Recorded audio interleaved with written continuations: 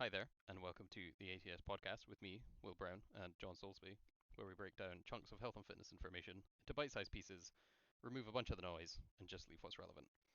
On today, we are on episode 55, and the topic for today is how to overcome common obstacles that prevent people from sticking to fitness plans. Um, I suppose one of the easiest ones is if if you're if you've got a fitness plan, there's a reason for it. Yep. Whether that be a sporting goal, a health goal, whatever it is. I heard it quite often like one of the best things is just tell someone about it. If you like tell your friends or family, Mhm. wife, partner, whoever about your goal and what you're going to do, you're far more like even if they never mention it, you're far more likely to stick to it because you're like, But well, what I if they can't ask? tell X, or yeah, or it's like, well, I can't tell X person I've not gone. So you go. So Yeah, that's like you the need to. easiest thing you can do. Yeah, you need to like reconjure that horrendous, awkward teenage experience where you technically lie about something you definitely Yeah, didn't do, and then everyone starts calling you on it, so you kind of have to follow through yeah, and prove, like, with some kind of, like, you never just casually be like, nah, I was kind of just making that up. No one ever takes yeah, that route. Everyone just digs deeper. yeah, But except in this case, you just end up having to go to the gym. yeah. Or even if you still like chin it off, you at least have to like, you in general will have a good reason for doing so rather than just being like, I can't be arsed. Yeah, the Um, the one up is persuading someone else to do it with you because then you really have to have a good reason to not do it. oh yeah, misery loves company. Like, Yeah, said uh, that a lot. yeah, it's a great one Um, of get your pals down. Like, there's a reason we run cardio classes and we do very little like mhm, solo cardio yeah, scheduling in people's programs unless it's required. yeah. And um, yeah, I suppose we've done quite a lot about goal setting and finding out like why you specifically want to do something. Mhm. So there's like a general example that we probably see quite a lot. Like there's the difference between I want to get like fit, healthy, and strong, Yep. and then be like I want to be able to run around after my kids so I can still play with them and not be hurt every week. The Yeah. like motivation behind those two is significantly different. Oh yeah, definitely. And also like the level of kind of nitty gritty on both of those is like it's the second one's already better defined. Like you've Yeah. actually set out a specific circumstance that you want to achieve or want to maintain, which is way easier to focus on and visualize than something that's a bit like, like what is Mhm. healthy? Like not dead. You're like, Yeah. like. Whereas if you're like, I need to stay in enough shape to be able to do and play with my kids or grandkids or whatever it is, as much as both I and they want. Yeah. So I need to be in shape type deal, and I want to be. I think as one of my one guy who came in for a consult once called it push the date back. Mhm. Not quite sure if it works Yeah. exactly like that, but I enjoyed his wording. Yeah. But yeah, and the thing is, like a lot of those goals, unless you're like, you have to be really, really motivated about physique stuff.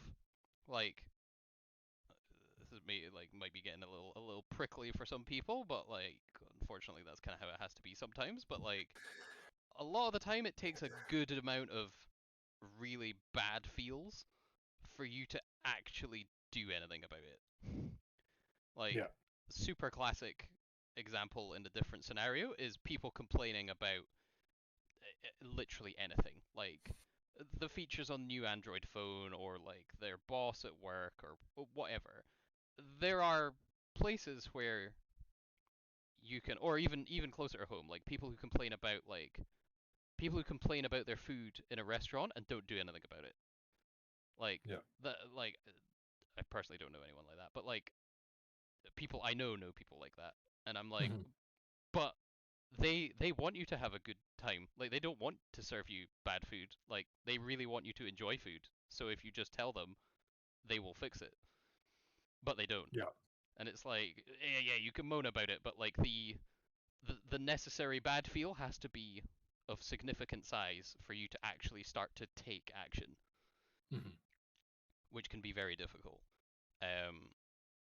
Whereas if you actually have a carrot to chase instead of bad feels, if you're like, I want something, it's not like you're avoiding bad things, you're working towards good thing that you want.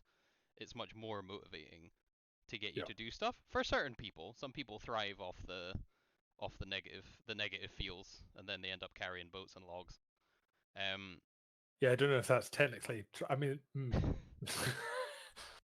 having listened to Mr. Goggins for quite some time, for a bit of time, he very much seems fueled by the bad feels rather than the yeah, good feels. Nothing he does seems like it feels good in any point or any case. no. He's literally just like, how miserable can I get? Who fucking knows? Like, let's find out. I'm like, There's okay. one way to figure this out. Yeah, No, I'm like, no. cool, fine. Like from time to time, maybe a couple times a year, you might do something that's inducive to that kind of horrendousness. But like David Goggins, that's every day.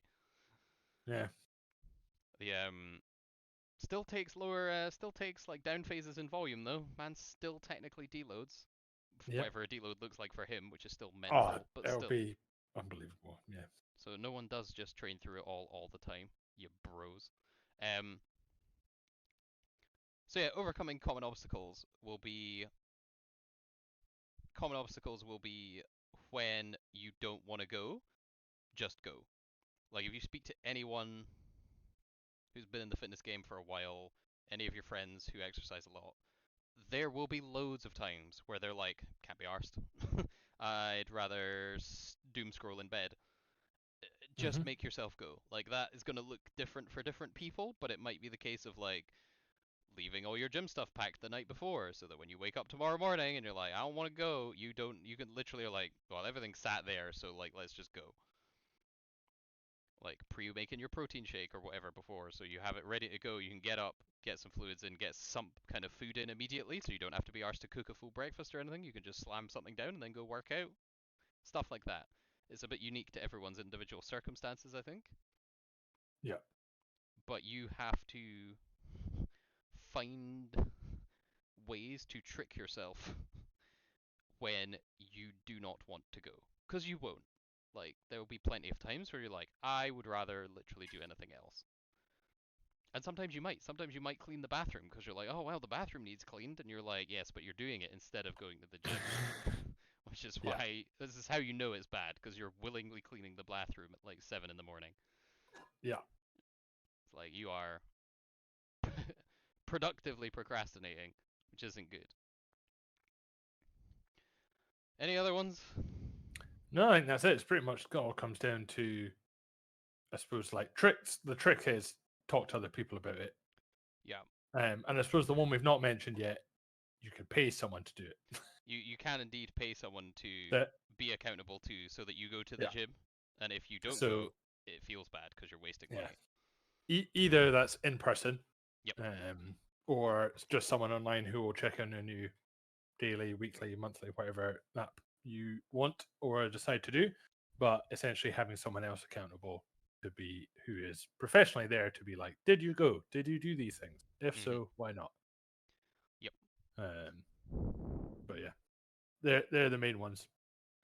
But it still boils down to tell someone else about it. Yep. That is a good one. Yeah. Tell people about it, so they ask you about it, and you have Yeah. to be like, "Yep, I went." And we will catch you in the next one.